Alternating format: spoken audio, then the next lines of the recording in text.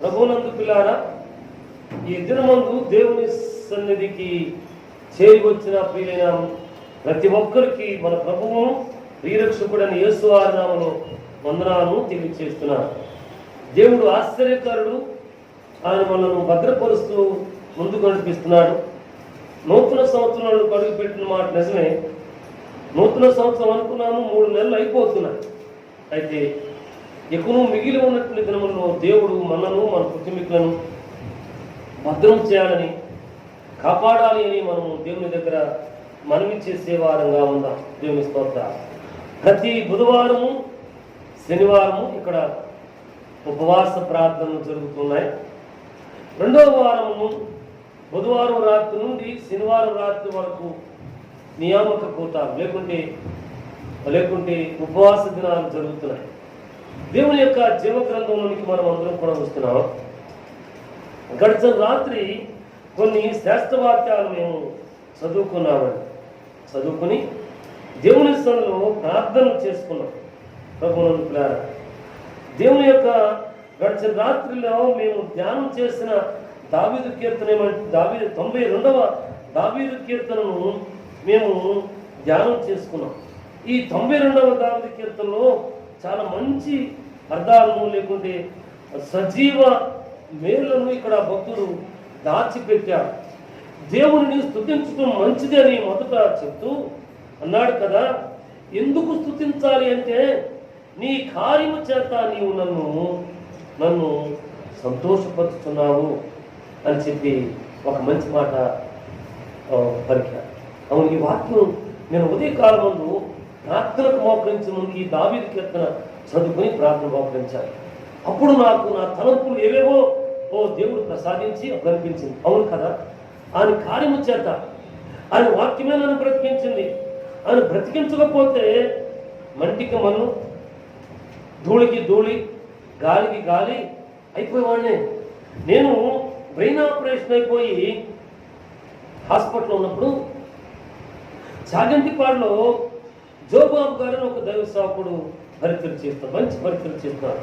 ఆయన నాకన్నా నా బాల్యం నుండి ఎరిగినటువంటి వాడు. అంటే వారి తండ్రి గారు యేసురత్నం గారు, మా నాన్నగారు కలిసి ప్రభు పరిచయంలో వర్ధిల్లినటువంటి వారు.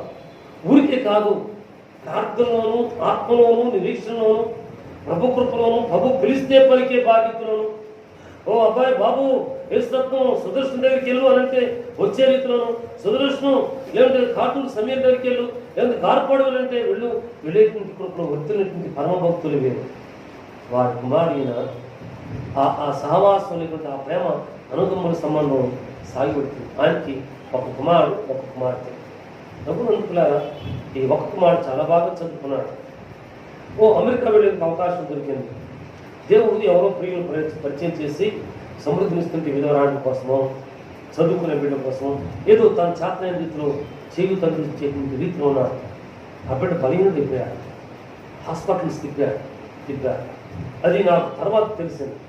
నేను బెడ్ మీద ఉంటే వచ్చి నరసింహ చూసినానా, నరసింహ అని చెప్పి కావాలని ఇస్తాడట. చెప్పాడట, నా కొడుకు హాస్పిటల్ మంచం మీద ఉంటే ఈ జేబులో 4 లక్షలు, ఈ జేబులో 4 లక్షలు, ఈ జేబులో 4 లక్షలు, ఈ జేబులో 4 లక్షలు, 4 16 లక్షలు జేబులో పెట్టుకుని పిచ్చోడ్లాగా నేల మీద పండుకున్నానమ్మా. కానీ నా కొడుకు నేను బ్రతికించుకోలేక పోయా. దేవుడి చిత్తం ఏం చేస్తాడో తెలియదు. ఈ వాక్కులు చదువుకొని ప్రార్థన మోకరించినప్పుడు పరమ తండ్రి నేను సజీవుని చెప్పడానికి ఈ కొయ్య శిలువను ఖాళీగా ఉంచిన నా రక్షకుడు, మీకు కూడా రక్షకుడే, మీ పక్షంగా కూడా మరణాన్ని ఓడించిన వాడే. ఆయన ఎన్ని సంగతులు గుర్తు చేశాడో. అవును, ఇక్కడ అంటాడు కదా, నీ కార్యము చేత నన్ను సంతోషపరుచుతున్నావు. తన కార్యముల చేత సంతోషపరుచుతున్నాడు, తన కృప చేత సంతోషపరుచుతున్నాడు. నాతో చాలా మంది పేర్లు చెప్పగలిగినది ఏమిటయ్యా, మాకు వచ్చిన కష్టాలు కనుక ఇంకోటికి వస్తే ఈ పాడికి సచేపోయేవాడు అన్నవారిని చాలా మందిని చూశాను. ఈ కష్టాలన్నీ చూడకుండా ఇప్పటికిప్పుడు చావుస్తే ఎంత బాగుండో అని చెప్పిన వారిని చూశాను. ఎప్పుడు చెబుతూ మాట చెప్పినప్పుడు అభ్యంతరపడబోకుండా ఇటువంటి వారికి, ఇటువంటి వారి విషయాన్ని ఆ చావు కూడా భయం. అమ్మో వీళ్ళ జోలికి వెళ్ళకూడదని, వీళ్ళ జోలికి రాదు ఆ చావు. నిక్షేపంగా, ప్రశాంతంగా, నిర్భయంగా బ్రతుకుతూనే ఉంటారు. వీరు అనుకుంటారు మేము చాలా నీతిమంతులు అనుకుంటారు, మాలో ఏ పాపం లేదనుకుంటారు, మేము ఎవరికి అన్యాయం చేయాల, అక్రమం చేయాల, మా నోటి వెంట వచ్చి అన్ని కూడా పరిశుద్ధమైన మాటలను అనుకుంటుంటారు, చెప్తూ ఉంటారు కూడా, సవాల్ కూడా చేస్తుంటారు. దేవుని బిడ్డలారా, ఒకవేళ అటువంటి వారికి ఉంటే నేను చేసే మనం ఏమంటే యేసయ్య పరిచారకులుగా తలంపులుంటే నిజముగా నీ జీవన యాత్రను ఆలోచన చేసుకుని నిజముగా ప్రార్థన చేస్తే దేవుడు నీ జీవితం ఏంటో నీకు తెలియచేస్తాడు, ఒప్పింపు చేస్తాడు. నీ ఒప్పుకోవాలి. ఒప్పుకుంటే దేవుడు క్షమిస్తాడు, కృప చూపిస్తాడు. ఈ జీవిత తదనంతరము పరలోకం ఒకటి ఉంది కదా, స్వర్గం ఒకటి ఉంది కదా, ఈ రెండింటికి మధ్య తీర్పు ఒకటి ఉంది కదా. ఆకాశం నా సింహాసనము, భూమి నా పాతి పెట్టమని చెప్పాడు కదా. ఈయన సింహాసనం మీద కూర్చుని కుడి ప్రక్కన్న వారిని, ఎడమ ప్రక్కన్న వారిని కూడా పిలిచి తీర్పు తీరుస్తాడట. అప్పుడు తీర్పు ఎంత తక్కువ అవుతుందో నేను చెప్పలేను, కానీ నేను అనుకుంటాను ఈ రీతిగా గడిచిన రాత్రి, గడిచిన పగలు ధ్యానం చేసుకుంటూ ఆ తీర్పు కొంచెమన్నా తక్కువ అవుతామో అని అనుకుంటుంటాను. అది నాకు తెలియదండి. అనుకుంటున్నారా? ఆ తీర్పే కొంచెమన్నా తక్కువ అవుతామో. కాబట్టి నీ జీవన యాత్ర, జీవించిన జీవితము, మాట్లాడిన మాటలు, చేసిన పనులు, ప్రవర్తించిన తీరు ఎగతాళి ఉంటుంది. ఎగతాళి కూడా విడిచిపెట్టు. లేకపోతే సూటిపోటి మాట్లాడుంటాయి, వాటిని కూడా విడిచిపెట్టు. ఏదో మాట్లాడి హే నవ్వుతావే దేవుని బిడ్డల దగ్గర, ఆ నవ్వును విడిచిపెట్టు. నీలాంటి వారి దగ్గర మరి కొంటి ఏమోలయ్యా మైండ్ బాగాలేదు అందుకట్ట మాట్లాడుతుందిలే, ఏమనుకో బాకే అంటుంటా. మైండ్ బాగా కాదు అనాల్సి వచ్చి అంటుంటాం. దేవుని బిడ్డ, దేవుని సన్నిధిలోనికి వచ్చే ప్రతి ప్రియ బిడ్డ కూడా వందనములతో దేవుని సన్నిధికి రా. స్తుతి యాగముతో, దేవుని వాక్కుతో దేవుని సన్నిధి నుండి సమాధానంగా సాగి వెళ్ళు. దేవుని మందిరానికి హన్నా అనే ఒక దేవుని దీనదాసురాలు వచ్చింది. ఏలీ మందిరంలో ఒక స్థలాన్ని ఎంచుకుంది. ఆ మందిరంలో మౌనముగా రోధిస్తోంది. తాను చేసిన పని ఏంటో తెలుసా? తన యజమాని దగ్గర పోట్లాడినా, తన ఇంటి వారి మీద పోట్లాడినా, లేకపోతే మరి ఒక రీతిగా పోట్లాడినా దేవుని దగ్గర మాత్రమే పోరాడుతుంది. ఏలీ భక్తుడు, దీర్ఘదర్శి నెంబర్ 1, యాజకుడు నెంబర్ 2, న్యాయాధిపతి నెంబర్ 3, పరిశుద్ధుడు నెంబర్ 4, దేవుని చేత అభిషేకించమని వాడు నెంబర్ 5 గుణగణాలుగినటువంటి పరిశుద్ధ భక్తుడు. ఈ దైవభక్తునికి కూడా ఆ యమ్మ ఎందుకు మౌనముగా ఉందో దేవుడు బయలుపరచల. ఆ దినముల్లో దేవుడు మాట్లాడుతూ వాడుకుంది, బయలుపరుచుతూ వాడుతూ క్రమం ఉంది. ఎందుకో దేవుడు ఈ హన్నా అనే దీన కుమార్తె దీనదాసురాలు మౌనముగా ఒక మూల కూర్చున్నాడు. దేవుడు బయలుపరచినాడు. మానమాత్రుడు ఈ 5 గుణగణాలు కలిగిన ఈ భక్తుడు చూసి చూసి చూసి కోపగించాడు. మా ఎంతసేపు అనుకుంటావు, అగు లెగు. ఆ దీనదాసురాలు తనను తాను తగ్గించుకున్నదై నీ దాసురాలైన నన్ను ఆ రీతిగా ఎంచవద్దు నమస్కారం చేసి ఉంటుంది. సమాధానం కలదానువై సాగి వెళ్ళమని దీవెన వాక్కు పలికాడు. ఆహా, ప్రభువునందు పిల్లారా, కొద్ది సంవత్సరముల తర్వాత ఇదే దీనదాసురాలు దేవుని ఎదురుకు వచ్చింది. ఎట్లా వచ్చింది? ఒక కుమారుడు, ఒక పావురం పిల్ల, అలాగే కొంత కానుక తీసుకుని వచ్చి గురువుకు, యాజకునికి, దీర్ఘదర్శికి, న్యాయాధిపతికి, పరిశుద్ధునికి, దేవుని చేత అభిషేకించబడిన వారికి నమస్కారం చేసి ఉంటుంది.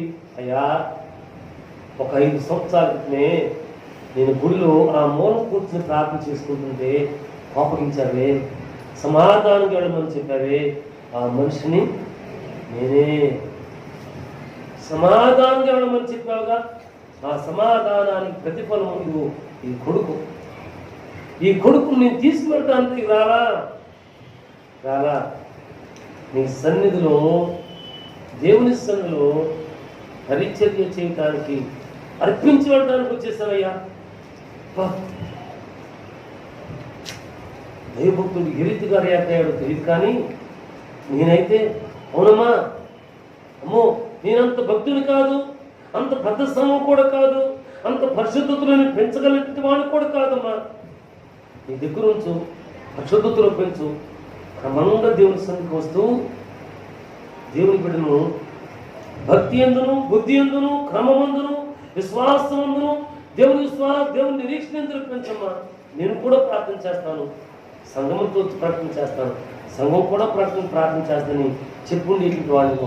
కానీ భక్తుడు ఆ బిడ్డను ప్రార్థన చేసి ప్రేమించి అంగీకరించాడు. ప్రభువురా, సమూయేలు బాలుడైన సమూయేలు, దేవుని వాక్యం ఉంది, మానవుల దయలోను దేవుని దయలోను వర్ధిల్లుచూ ఉన్నాడట. అవును ప్రియులారా, చిన్నపిల్లలారా అని పౌలు భక్తుని పత్రిక ద్వారా మనకు మాట్లాడతాం. మరి ఎవరన్నట? చిన్నపిల్లలు అండి. ఎంత పెద్దైనా కావచ్చు, ఎన్ని రకాలైన తెలివితేటైనా ఉండొచ్చు, ఎన్ని రకాలైన ఎంత సమృద్ధి అయినా ఉండొచ్చు. ఆ దేవుని దృష్టిలో మనం ఎవరమండి? చిన్నపిల్లలారా అని అంటారు. కాబట్టి చిన్నపిల్లలైనటువంటి మనము ఆయన కృపలో వర్ధిల్లుచూ ఉండాలా, ప్రభు కృపలో జీవిస్తూ ఉండాలా. దేవుని స్తోత్రం. ఈ బాలుడైన సమయంలో మానవుల దేవుని దేవుని వర్ధిల్లుచూ ఉన్నారు, దేవుని కృపను సంపాదించుకుంటున్నారు. దేవుని స్తోత్రం. నాతో పాటు దేవుని యొక్క జీవ గ్రంథంలో ఇర్మియా గ్రంథం 18వ అధ్యాయం 6వ వచనం. ఇర్మియా గ్రంథము 18వ అధ్యాయము 6వ వచనాన్ని చదువుకుంటున్నామండి. ఇశ్రాయేలు వారులారా, ఈ కుమ్మరి మంటికి చేసినట్లు నేను మీకు చేయలేనా? ఇదే యెహోవా వాక్కు. జగటమన్ను కుమ్మరి చేతిలో ఉన్నట్లుగా ఇశ్రాయేలు వారులారా, మీరు నా చేతిలో ఉన్నారు. దేవుని స్తోత్రాలు. అభూనందుకులారా, దేవుని యొక్క జీవవాక్యములో నీ కార్యము చేత నీవు నన్ను సంతోషపరుచుతున్నావు. సంతోషపరిచే దేవుని చేతిలో మనం ఉన్నాము. ఏ రీతిగా ఉన్నాము? అన్ని అవయములతోనూ సమృద్ధితోనూ దేవుడితో పని లేకుండా ఉన్నామా? కాదు. మంటి వలె ఈ పరమ కుమ్మరి చేతిలో ఉన్నాము. భూమి నుండి ఇప్పుడు మన్నును తీసి తన రూపమును నిర్మించి, ఈ మంటి బొమ్మలో తన జీవవాయువు ఓదగా నరుడు జీవించు ఆత్మ అయ్యాడట. ప్రభుత్వ ఆదాము సృజించబడిన వాడు ఉన్నాడు. అయితే కొంతకాలం చూసి ఉండవచ్చు, ఈ ఆదాముకు సాటైన సహాయం లేకుండా పోయారు. ప్రభునందుకులారా, సాటైన సహాయం చేస్తానని చెప్పి తలంచి ఈ మనుషునికి గాఢ నిద్రను కలుగు చేసి ప్రకటెముకల్లో ఒక ఎముకను తీసి నారీని చేశాడు. నా ఎముకల్లో ఎముక, నా మాంసములో మాంసము నారీ అనబడుతుంది అన్నాడు ఆదాము. దేవుని స్తోత్రం. అయితే ఇప్పుడు అయ్యా ఎముక కాబట్టి ఇంటి పెద్దలందరూ మమ్మల్ని ప్రేమిస్తున్నారా అంటే, వీళ్ళు సరిగా లోబడుతున్నారా అంటే, ఏమో కుటుంబ జీవితాలు జీవించేవారు తెలుసు. విసిగించేవారు ఒకరు, పోరు పెట్టేవారు ఒకరు, మా అమ్మ లేకపోతే ఇది లేనే లేదని ఎగతాళికి యజమాని తీసి అవతల పడేసి మాట్లాడేవారు ఒకరు. ప్రార్థన చేయదనా? ప్రార్థన చేస్తారు. బాప్తిసం ఉండదనా? బాప్తిసం ఉంటుంది. దేవుడు మాట్లాడదనా? మాట్లాడుతుంటారు. దేవుడు మాట్లాడతాడు. మేము దేవుని బిడ్డలమండి అంటూ ఉంటారు. ఈ చేత్తో చేసేది ఈ చేయికి తెలియకుండా జాగ్రత్త పడకుండా ఉంటారనా? ఉండరనా? ఉంటారు. మోసం చేయకుండా ఉంటారనా? మోసాలు చేస్తూ ఉంటారు. వడ్డీలు తిప్పకుండా ఉంటారనా? వడ్డీలు తిప్పుతారు. అన్నీ ఉన్నా కానీ ఏమీ లేదు, అరచేతారు, అరచేతులు వైకుంఠాన్ని చూపిస్తుంటారు. ఈ జీవితాన్ని దేవుడు జీవించమన్నా మానవ కోటికి సాతాను ద్వారా వచ్చినటువంటి ఈ పాపము. దేవుని బిడ్డ, ఈరోజు వాక్కుల ద్వారా నీవు ఒకవేళ హెచ్చరిక చేయబడితే నీ జీవితంలో ఉన్న దాన్ని సరిచేసుకో. యజమానిగా ఉన్నటువంటి నీవు నీ కుటుంబంలో సరిగా లేకుండా ఉంటే నీ జీవన యాత్రను సరిచేసుకో. ప్రార్థన చేయి. విడిచిపెట్టాల్సి విడిచిపెట్టు. ఇంటి జీవిత భాగస్వామిగా ఉన్నావా? సంతానాన్ని కలిగి ఉన్నావా? నీ బిడ్డలను సరిచేసుకోకుండా, పెంచుకోకపోకుండా, నీ యజమానికి లోపడుకోకుండా విసికించి విసికించి దూషించి దూషించి దూషించి అదంటే సంచి సర్దుకుని సాగి వెళ్ళి పెట్టుకుంటున్నావా? ఆ బ్రతుకుని సరిచేసుకో. ఎందుకంటే నేను పరిచయలకు వచ్చి చాలా కాలం ఎంతోమంది జీవితాల కొరకు ప్రార్థన చేయడానికి ఈ దినకృత గ్రంథానికి ఓ నాయకుడిని వేసే నాకు చూపించాను. చాలా పర్యాయం భార్యాభర్తలు దగ్గరకు వచ్చి, అయ్యా మందిరం ఉన్నారని అడిగి వచ్చి ఇద్దరు కూర్చుని నువ్వు చెప్పంటే నువ్వు చెప్పు, నువ్వు చెప్పంటే నువ్వు చెప్పు అనుకుని, కాదులే అని చెప్పి అనుకుని మౌనంగా కూర్చున్న వాళ్ళని ఎరుగుతున్నాను. సరే మంచిది అయ్యా, నువ్వన్నా చెప్పంటే, కాదయ్య గారు ఈ అమ్మ చెప్తేనే కరెక్ట్గా ఉంటుంది. సరేమ్మా ఏదో లేదు చెప్పు అంటే, అయ్యగారండి నన్నే కొడుతున్నాడండి అన్న మాట. అవునా? అదే అయ్యా ఎందుకు చేయి చేసుకోవాల్సి వచ్చిందబ్బా అని అడిగిన వారికి, ఓ అయ్యగారు నాకంటే చిన్నోడులే, నేను చెయ్యి చేసుకోవాల్సినంత పరిస్థితి నాలుగోడ మీద ఎందుకు వచ్చిందో ఆ ఏమో చెప్తే బాగుంటుంది అయ్యగారు. అప్పుడు అసలు విషయాలన్నీ కూడా బయటకు వచ్చినాయి. విమర్శ కాదు, ఇక్కడ ఆ రీతిగా ఉన్నారని కాదు, ఇది సూటిపోటి మాట కాదు, ఎవరినో ఎంచి మాట్లాడుతున్నది కాదు. ఈ వాక్కులు ధ్యానం చేసుకుంటున్నప్పుడు జ్ఞాపకం తీసుకుని వచ్చాడు దేవుడు. ఒకవేళ ఆ రీతిగా అయిందే నీ జీవన యాత్రను సరిచేసుకోవాలని దేవుని వాక్యంలో ఏముందంటే, మన్ను కుమ్మరి చేతిలో ఉన్నట్లు మీరు నా చేతిలో ఉన్నారు. నేను అంతగా చేయలేను, నీ జీవితాన్ని కట్టలేనా, నీ కుటుంబాన్ని కట్టలేనా, నీ యంత్రాంగాన్ని పరిశుద్ధపరచలేనా, నా రక్తం చేత నేను కడగలేనా, కలువరి కొండ మీద శిలువలో వీళ్ళని ప్రాణాన్ని అర్పిస్తూ తండ్రి వీరు ఏం చేస్తున్నారో వీరికి తెలియదు కనుక వీరిని క్షమించని చెప్పిన దేవుని నేను మిమ్మల్ని క్షమించలేనా, కుటుంబాన్ని క్షమించలేనా, మీ బిడ్డలను క్షమించలేనా, భార్యాభర్తలను క్షమించలేనా, మీ కుటుంబాన్ని ఫలించు ద్రాక్షవల్లి వలె ఫలించలేనని చెప్పి యేసయ్య అడుగుతున్నాడు. నా యేసయ్య నీకు యేసయ్య, నాకు రక్షకుడు నీకు రక్షకుడే, నా కొరకు నా మరణాన్ని ఓడించి ఆయన మరణాన్ని గెలిచాడు, నీ పక్షంగా కూడా మరణాన్ని ఓడించి మరణాన్ని గెలిచాడు అని సమాధానం ఇస్తాడు. ఒకవేళ ఈరోజు ఈ దేవుని యొక్క పరిశుద్ధ ఆలయం వ్యతస్థాకోనేటి ఆలయం ఒకవేళ అరితిగా ఉంటే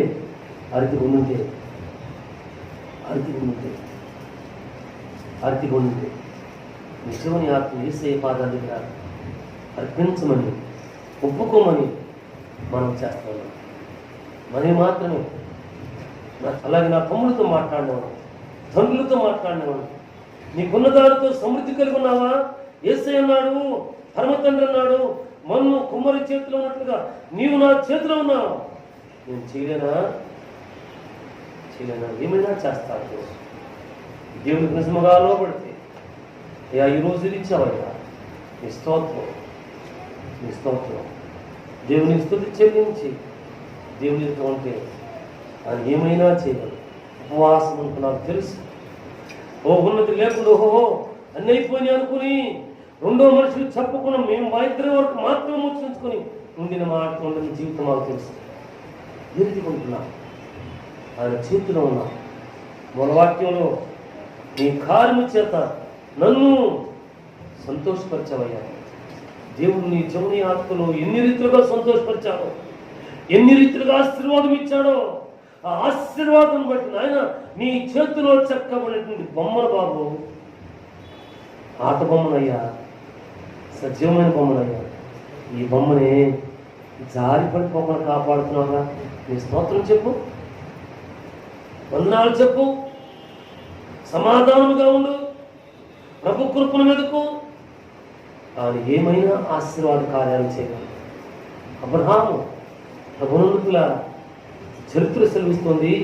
అబ్రహాము వారి తండ్రి బొమ్మలు చేసేవట. సృష్టి జరిగిపోతుంటే ఓ బొమ్మను అమ్మేట్టుకుంటున్నమాట. ఆ కుటుంబంలో నుండి, అంటే విగ్రహారాధికుడు అన్నమాట, ఆ కుటుంబంలో అబ్రహాం ఎంచుకున్నాడు, చూచాడు, పిలిచాడు, విశ్వాసం ఉంచాడు.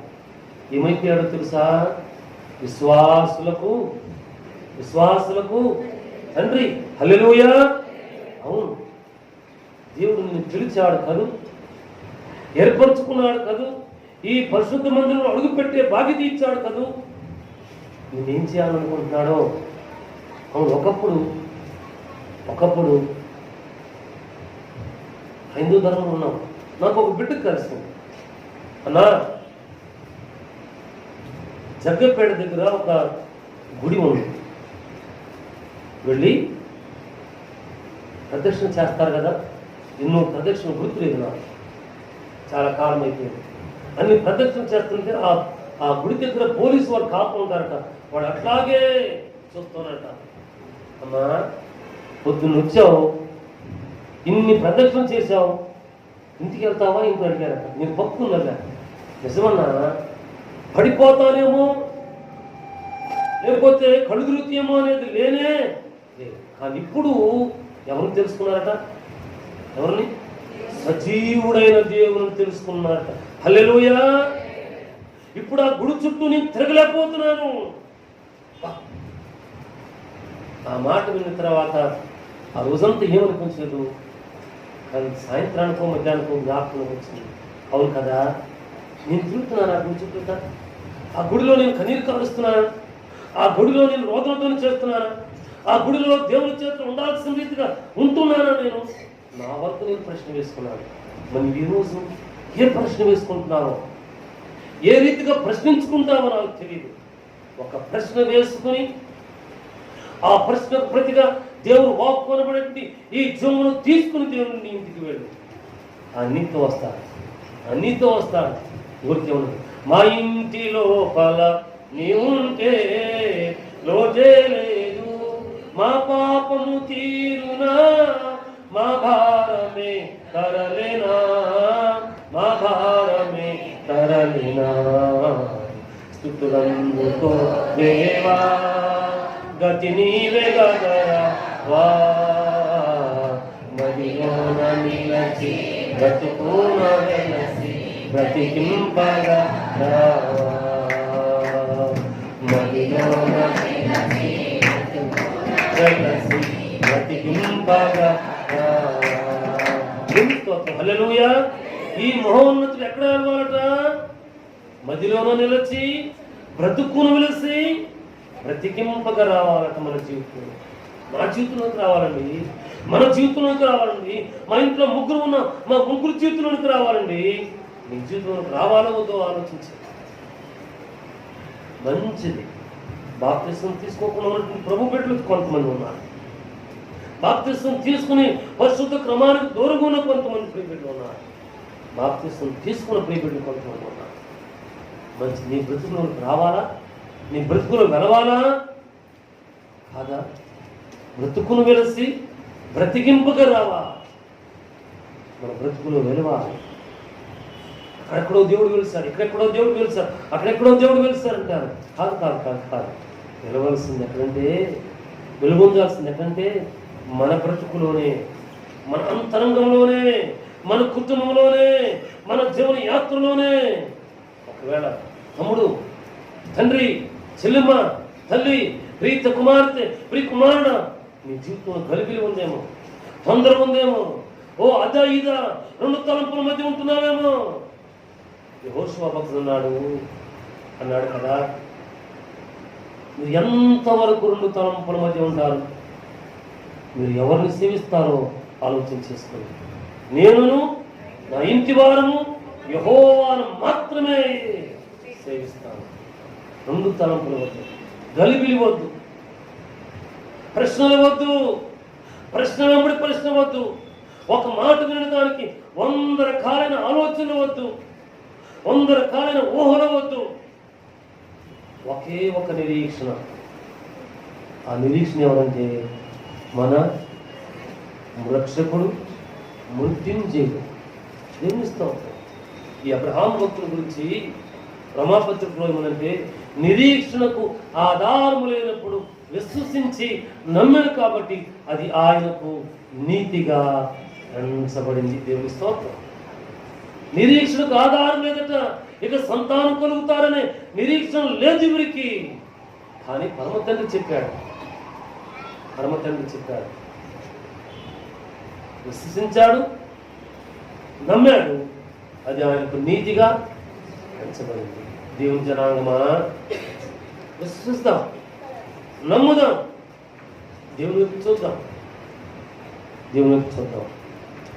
అది మనకు నీతిగా ఎంచబడుతుంది. దేవుని స్తోత్రం. అయితే ఈ పరమ కుమ్మరి ఆయన చేతిలో ఉండగా, ఆయన ఆశీర్వాదముతో ఉన్నటువంటి ఏ కార్యమునైనా చేస్తాడు, మలుచుకుంటాడు, చూపిస్తాడు, వాడుకుంటాడు. వాడుకునే వారంగా ఉంటాం, పడే వారంగా ఉంటాం. అరికిప్పుతో చెప్పండి అని చెప్పారు. గడిచిన దినాలు మనం చదువుకున్నాం. జాగ్రత్తగా ఉందాం. దేవుని కృపలో వర్ధిల్లేట్టు వారంగా ఉందాం. దినదినము నూతన జీవితానికి, దినదినము నూతన కృపను సంపాదించుకోవడానికి, నూతన ఆత్మ సంపాదించుకోవడానికి దేవుని వైపు మనం చూద్దాం. యెహెజ్కేలు గ్రంథం నాతో పాటు అండి. ప్రభునంతులారా, 36వ అధ్యాయము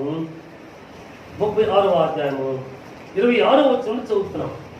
యెహెజ్కేలు గ్రంథము 36వ అధ్యాయము 26వ వచనాన్ని మనం చదువుకుంటున్నాం. నూతన హృదయం మీకు ఇస్తాను, నూతన స్వభావము మీకు కలుగు చేస్తాను.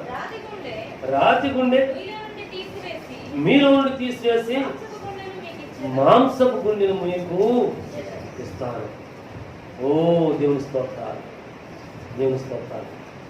కుమ్మరి చేతిలో ఉన్నట్లు మీరు నా చేతిలో ఉన్నారు, నేను చేయలేనా ప్రశ్నించిన దేవుడు ఇంకో మంచి మాట అంటున్నాడు. నూతన హృదయాన్ని మీకు ఇస్తాను, నూతన జీవితాన్ని మీకు ఇస్తాను.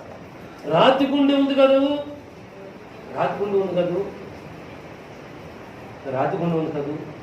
రాతి గుండె తీసేసి మాంసపు గుండెని ఇస్తాను.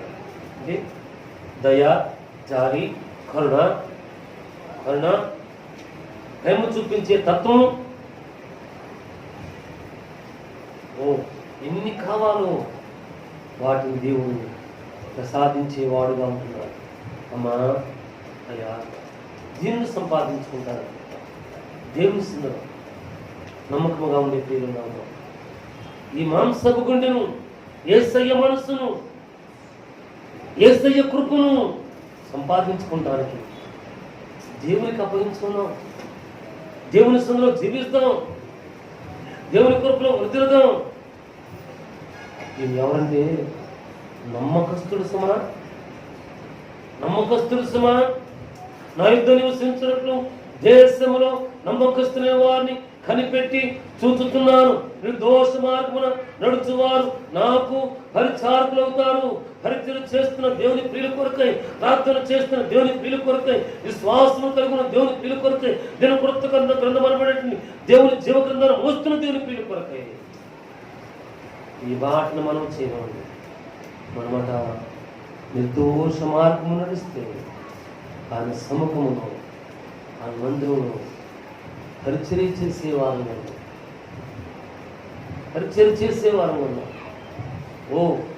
గడిచిన దినాల్లో ఒక సజీవ సాక్ష్యాన్ని చెప్పుకున్నాం. గడిచిన రాత్రి కూడా మేము చెప్పుకున్నట్టు గుర్తుంది. ఒక కుటుంబం ఉంది, ఆ కుటుంబం 10 మంది ప్రియబిడ్డలు ప్రార్థించేవారు ఉన్నారు. వారు ప్రార్థన వదులుతున్నారు. దేవుడు ఏదైనా విషయాన్ని బయలుపరిచి సెలవిస్తే దానికి మీరు సంఘంలో ఉన్నటువంటి ప్రియులు చిన్నలా, పెద్దలా, వృద్ధులా, యవనస్తులా లోబడిన వారు ఉన్నారు. ఆ కుటుంబము వర్ధిల్లింది అంటే ఆత్మ కుటుంబం వచ్చింది. ఆ కుటుంబం నుండి సేవకులు ఎవరెత్తపడ్డారు, పరిచారకులు ఎవరెత్తపడ్డారు. ఈ సేవకులు అనేక ప్రాంతాలకు వెళ్తుంటే ఆ సేవకులను పోషించే బాధ్యతను ఎవరు తీసుకున్నారు? సంఘం తీసుకుంది. వారు పోషిస్తూ ఉన్నారు. ఆహా, దానికంటే ఉన్నతమైన ప్రతిఫల ఆశీర్వాదం ఉంటుంది. అవును అవును, నువ్వు దేవుని సన్నిధిలో దేవుని ప్రియబిడ్డగా నిర్దోష మార్గమున సాగి వెళ్ళే ప్రియబిడ్డగా ఉండు. నేను మంచివాడిని, నేను మంచిదానిని, వారు మంచివారు కాదు, వీరు మంచివారు కాదు, వారట్లా వీరట్లా. ఓ ప్రభునందుకురా విమర్శించే జీవితాన్ని, ఫాల్స్ ప్రెస్టేజ్ జీవితాన్ని, స్వనీతి జీవితాన్ని, ఒకవాడిని జీవితం ఉంటే దాన్ని విడిచిపెట్టు. మేము మంచివాడు, మా ఇల్లు చాలా మంచిది, మా ఇంటి పేదవాడు చాలా మంచివాడు, మా కుటుంబీకులు తరతరాల నుంచి మంచివాళ్ళు, నేను ఎదురొస్తే అంతా మేలు జరుగుతుంది, నేను మాట పలికితే అంతా పలుకుతుంది.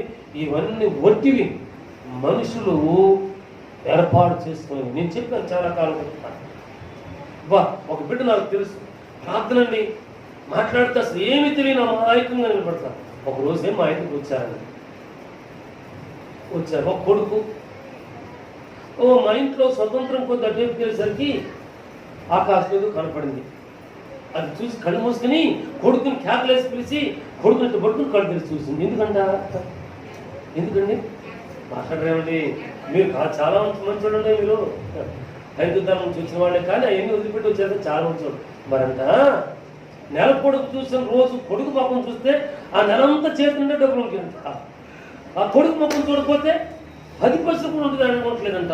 దోష మార్గంలో నడిచేవాట.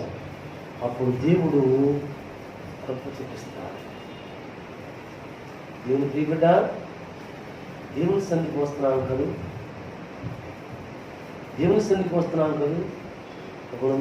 నిర్దోష మార్గమును నడుచువారు నాకు పరిచారకులు అవుతారు. దేవునికి అప్పగించుకున్నాం.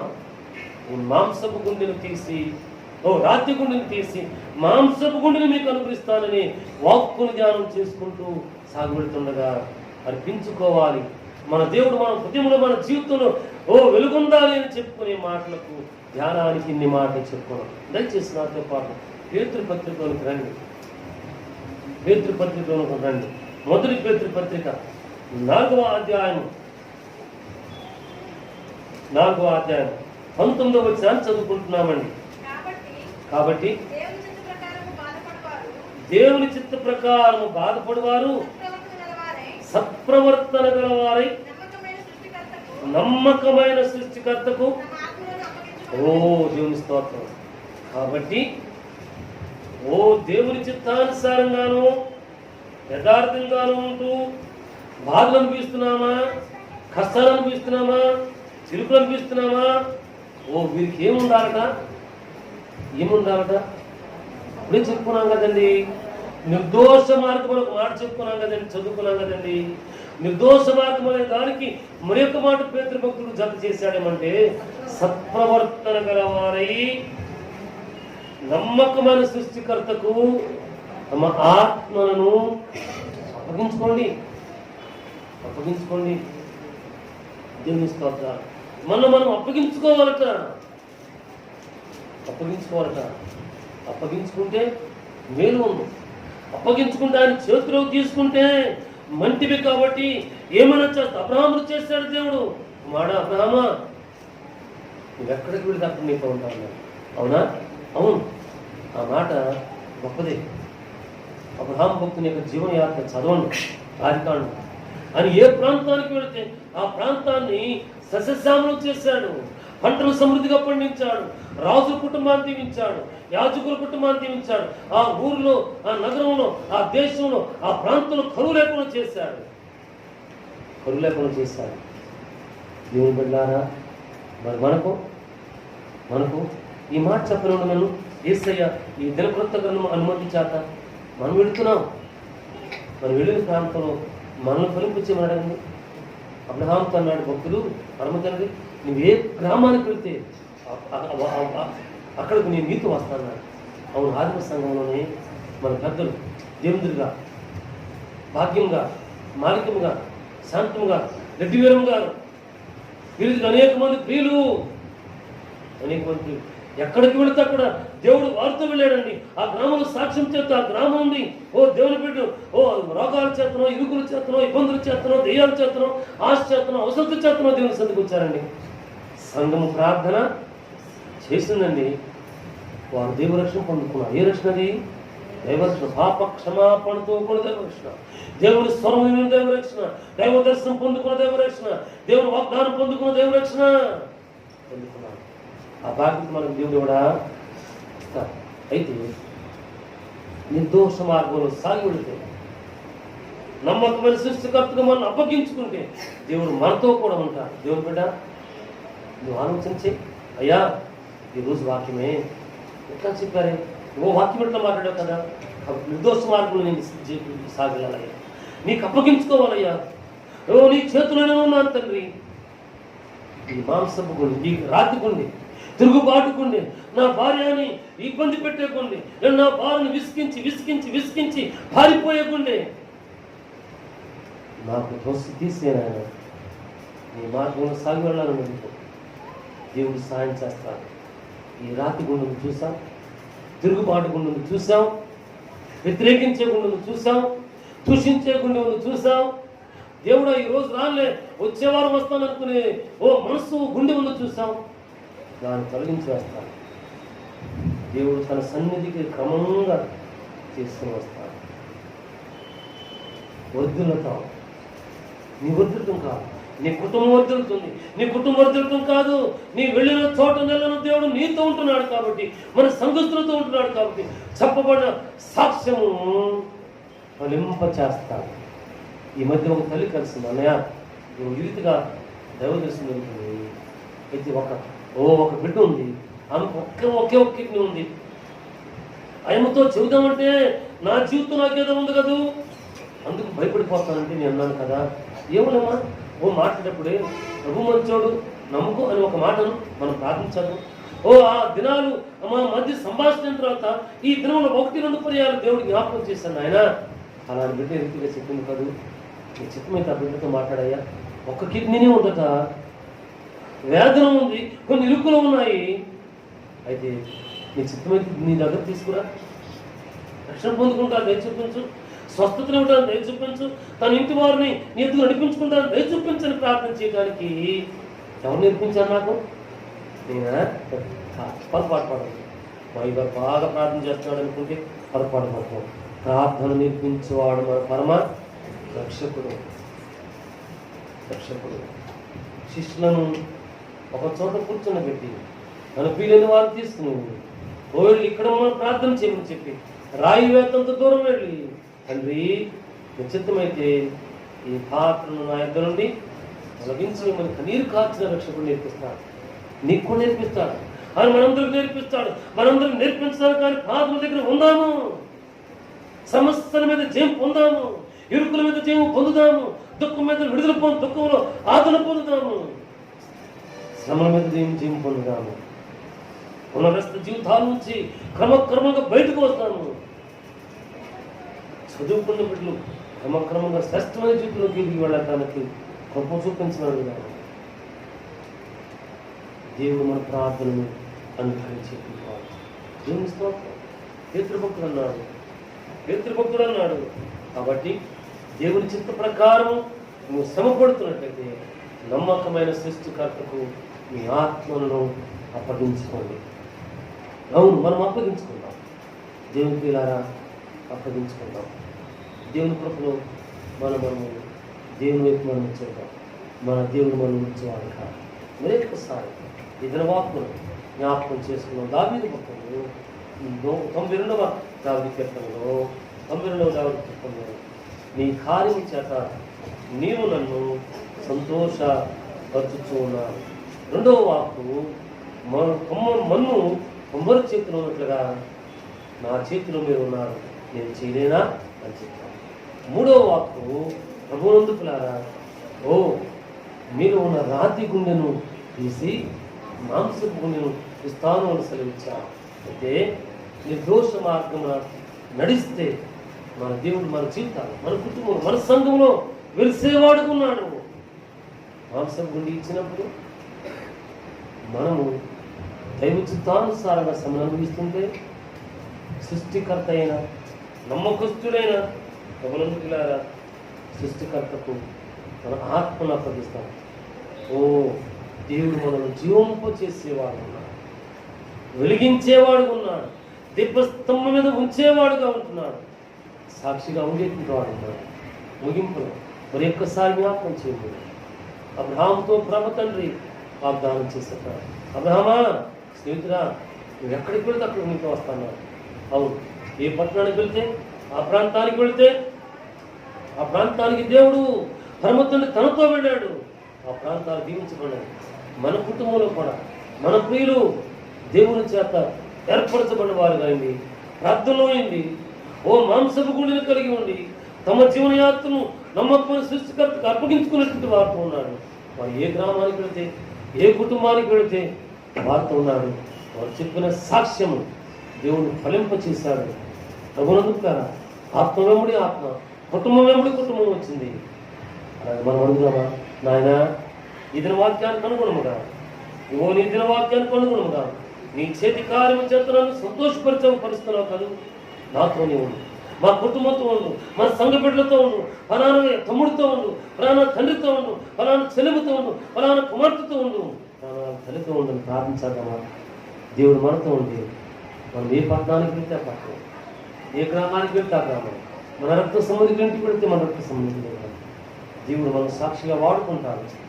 మన నోటి వెంట వచ్చిన చిన్ని మాట ఫలింప చేస్తుంది. దేవుని యొద్దకు వస్తాడు. గిహాజీ పరిచారకుల్లో ఒకడు అన్నాడు, అయ్యా బంగారు ఇచ్చేయడం అంటే, వెండి ఇచ్చేయడం అంటే, వివేకల శినారు వస్త్రాలు ఇచ్చేయడం అంటే ఇచ్చేవాళ్ళం కాదు కదా. ఇవేమి కాకుండా వెళుతూ ఆ యొర్దాను నదులు 7 పర్యాలు మనం అంతే కదా. ఇంకేం చెప్పాడా? లేదు కదా. ఏమో మునితే ఏం పోయే. ఓ ఆ మాట తన హృదయంలో క్రియ చేసింది. నయమాను తన రథమును దిగి 7 పర్యాలు మునిగాడు. తన దేహం పట్ట ఎట్లయిపోయిందండి? పసిపిల్లవాని దేహం వలె అయిపోయింది. తిరిగి వచ్చాడు. ఓ బ్రతిమలాడాడు. నా రాజు చేసే దానికి అనుకూలంగా ఏదైనా చేస్తే నాకు క్షమాపణ దొరుకుగాక. నాయన నేను వెళ్ళిపోతున్నాను. నా వెంట ఉన్న ఒక గాడిద మోసేటువంటి రథముల్లో ఒక గాడిద మోయగలంతటి మన్ను ఉత్పించకూడదు. నీ దేశపు మన్ను, నీ పరిశుద్ధ స్థలంలో ఉన్న మన్ను ఎంత తగ్గించుకున్నాడు ప్రభు. దేవుని బిడ్డ తగ్గించుకున్నాం, దేవునికి అప్పగించుకున్నాం. ఆయన చేతి పని అని మనకు మన కృపగలి కార్యాలు చేస్తాడు, దీవిస్తాడు, ఆస్వాదిస్తాడు, సాక్షిగా అనుకుంటాడు. ఆ రీతిగా ఇతర వాక్యాలు మన హృదయంలో నాటి మనం జోంపు చేస్తూ ఫలింపు చేస్తూ ఆయన చేతి పని అయిన మనను సజీవ సాక్షిగా వాడుకుని ప్రభువారు మహిమ పొందుతూ మన కుటుంబాన్ని అనేక ఆత్మల చేత, అనేక మంది సావుకుల చేత నింపుతారు కాక. దేవుడి పరిశుద్ధ వాక్కులను దీవిస్తారు కాక. ప్రార్థన చేసుకుంటున్నామండి. మహోన్నతులైన మా తండ్రి, పరిశుద్ధాత్మ దేవుడా, ఇతర వాక్యములన్నిటి కొరకనిస్తుందా ఈ వాక్కులను మాకు దేవుడు నిర్దోష మార్గం సాగి ఉంటారు. మాకు నేర్పించండి, మమ్మల్ని ఫలింపచేయండి. మీ దేవుని నుంచి మహిమాగాన్ని పొందండి. ఇంకా ప్రార్థనాత్మలు, ఇంకా విశ్వాసం వాళ్ళు, ఇంకా రక్షణ పొందేవాళ్ళు, ఇంకా నాయన ఓ ప్రభు నాయన నీకు నీవైపు చూచేవాళ్ళు మాకు పెంచండి. ఇతని ముందు రాలిగిపోయిన వారికి ఇతని వాక్యాలు ఆయన దీవెనకరంగా మార్చండి. యూట్యూబ్ ఛానల్ ద్వారా ఎవరైతే వింటున్నారో వారు నేను కలిగిన వారైతే అందుకోవడం, నేను కలిగిన వారు వింటుంటే వారికి మేలు ఇప్పించండి, రక్షణ ఇప్పించండి, జీవం ఇప్పించండి. తీస్తున్నాము, ప్రార్థిస్తున్నాము. ఆమేన్.